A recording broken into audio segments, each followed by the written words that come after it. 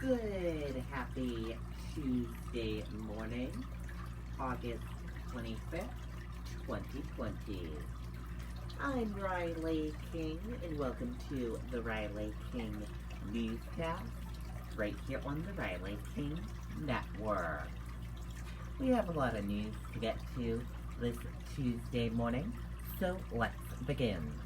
But first, we're going to start with your COVID-19 updates. So let's begin with that. There are 27 new COVID-19 cases. No new deaths reported in New Hampshire. One more person hospitalized. Now let's take a look at the coronavirus in New Hampshire, latest trends and data.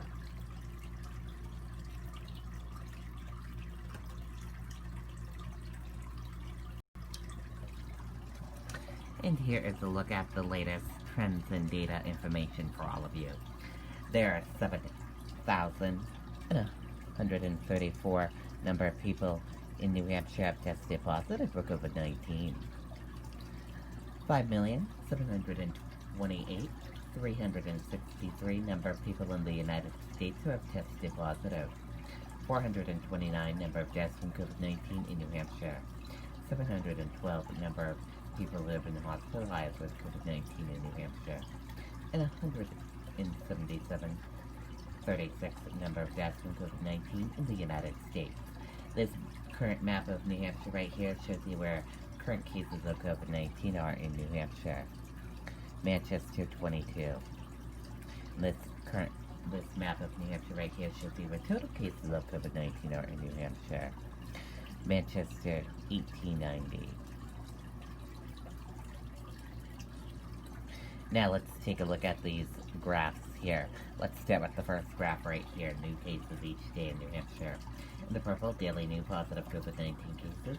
In the orange, new hospitalizations. In the red, deaths. Let's take a look at this graph here, current cases. In the purple, total current COVID-19 cases. And in the orange, current hospitalizations. Let's take a look at this graph here. Total cases in the purple, total positive COVID-19 cases. In the orange, total hospitalizations. In the red, deaths. In the blue, recovered. And let's take a look at this chart here. Age group of cases. Female and male of cases. And risk information. And let's take a look at this chart here. Infections, hospitalizations, and deaths. And let's take a look at this chart here. Deaths, percent of New Hampshire population, race/ethnicity of cases, hospitalizations, sorry about that, and a reminder, your common symptoms: fever, lack of smell, cough, difficult breathing, chills, nausea, vomiting, and diarrhea. How it spreads? And prevention tips. And be sure to stay with the Riley King Network for the latest of your COVID-19 information. Bedford school officials consider plans for football, other sports. Officials look to migrate risk of COVID-19 spread. Let's take a listen to that video from WNUR News 9, Mike Cronin.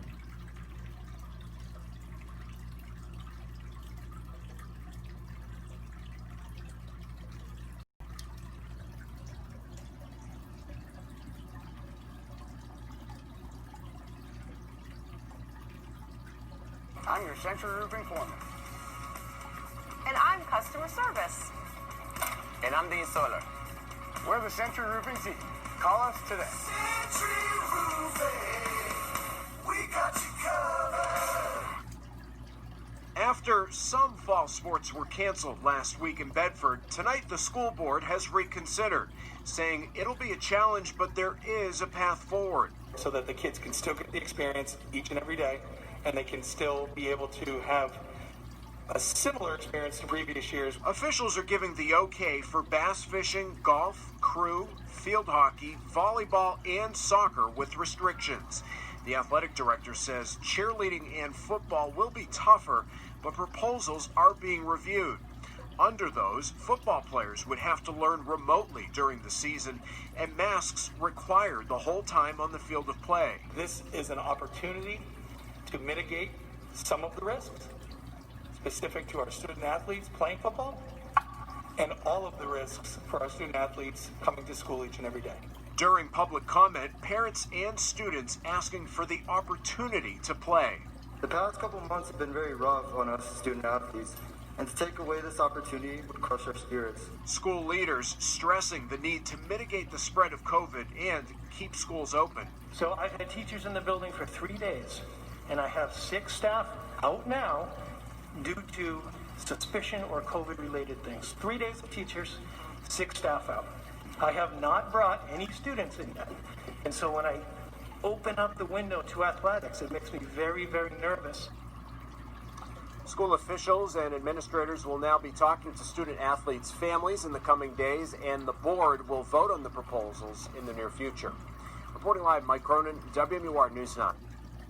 Okay, and there you go on that video and that report.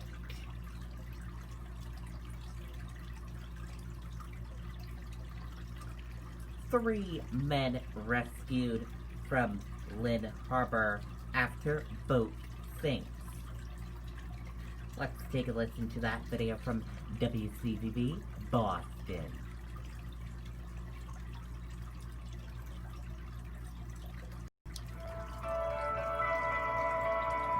As your children prepare to head back to school, pediatricians are here to help keep them healthy both in and outside of the classroom. Learn more at onehealthyboston.com. Your wellness, our experts.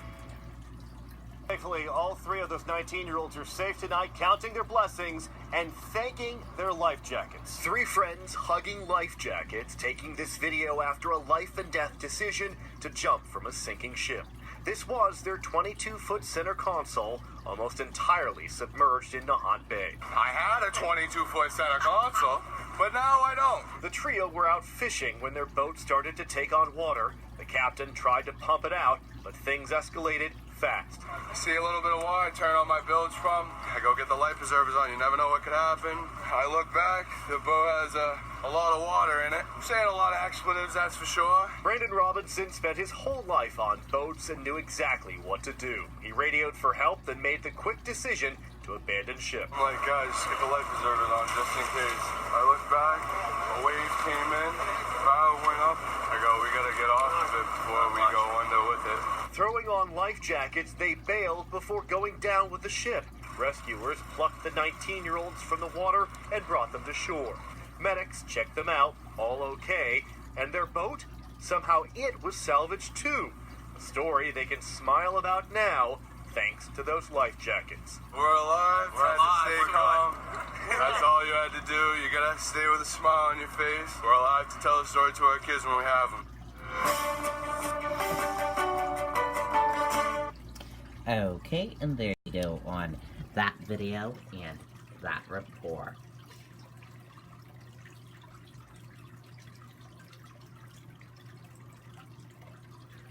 Ranked choice voting.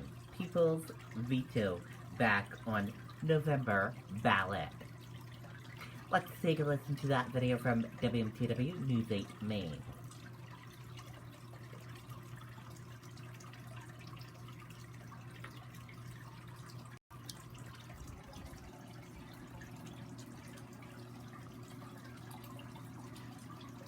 We know for a fact that patients stayed at home in spite of having symptoms of a heart attack. But first, we begin with this breaking news we have just gotten in. Ranked choice voting in Maine's presidential election is now on the ballot. The judge ruling today that the Secretary of State's office improperly invalidated 988 signatures on the recall petition.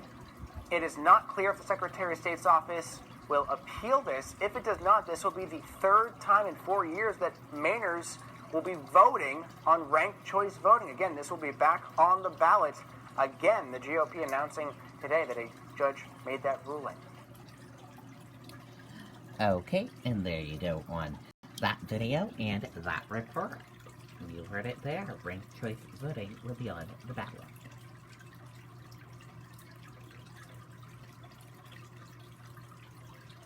U.S. stock features rise after the S&P 500's first close above 3,400. U.S. stock features rose early Tuesday morning after another record-setting session on Wall Street. And now let's take a look at the three key takeaways from night one of the Republican National Convention. Let's take a look at that video from ABC News.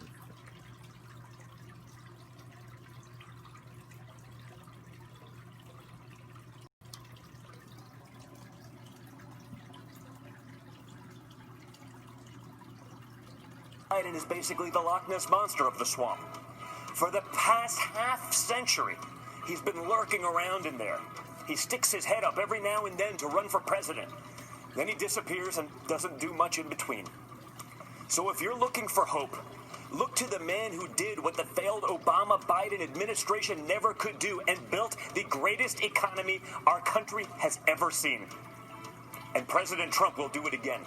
The party of Harry Truman became the party of hedge fund managers, Hollywood celebrities, tech moguls, and university professors, all bloated with contempt for middle America. The Woketopians will settle for Biden because they will make him an extra in a movie written, produced, and directed by others. It's a horror film, really.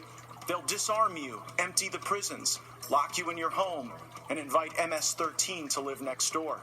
And the police aren't coming when you call. They will defund, dismantle, and destroy America's law enforcement. When you are in trouble and need police, don't count on the Democrats. It hurt my soul to hear the terrible name that people call Donald. The worst one is racist. I take it as a personal insult that people would think I've had a 37-year friendship with a racist. People who think that don't know what they're talking about. Growing up in the Deep South, I've seen racism up close. I know what it is, and it isn't Donald Trump. When I made the public announcement of my support for President Trump, all hell broke loose. I was threatened, called an embarrassment, and asked to resign by my own party. Unfortunately, that's consistent with the Democratic Party and how they view independent thinking black men and women. But I'm here to tell you that black voices are becoming more woke and louder than ever. As a healthcare professional, I can tell you without hesitation, Donald Trump's quick action and leadership saved thousands of lives during COVID-19. Now with the coronavirus, everyone knows what that feels like to be waiting for a cure. But we've only been waiting a few months. Just imagine what 2020 would have looked like, fighting for your life, without Donald Trump fighting for it too. Devastating effects of the coronavirus demanded immediate changes at the regulatory level. A prompt response, led by President Trump, cleared away the red tape that usually makes drug approvals a long and drawn-out process. President Trump truly moved mountains to save lives, and he deserves credit. Joe Biden's made a career in Washington for 47 years, promising things he's never delivered.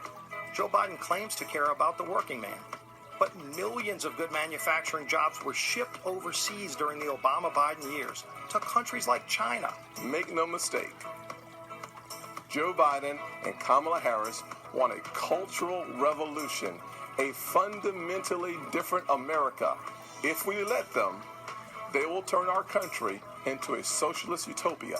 And history has taught us that path only leads to pain and misery, especially for hard-working people hoping to rise. Last time, Joe's boss was Obama.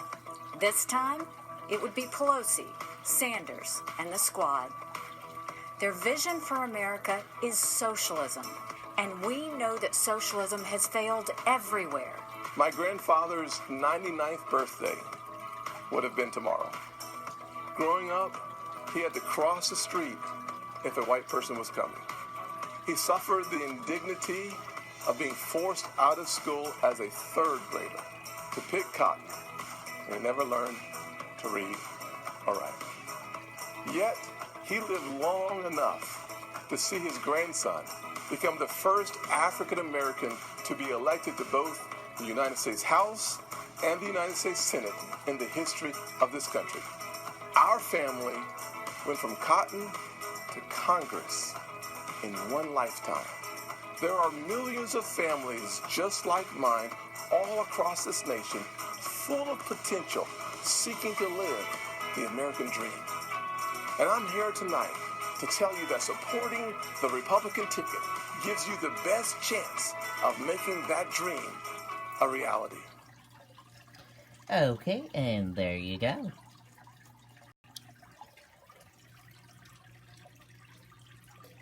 That was a look at the night one key moments from the Republican National Convention. Thank you for watching this morning edition of the Riley King Newscast right here on the Riley King Network. I hope you all have a great rest of your day, and I'll see you back here later on for another broadcast. Goodbye, everyone.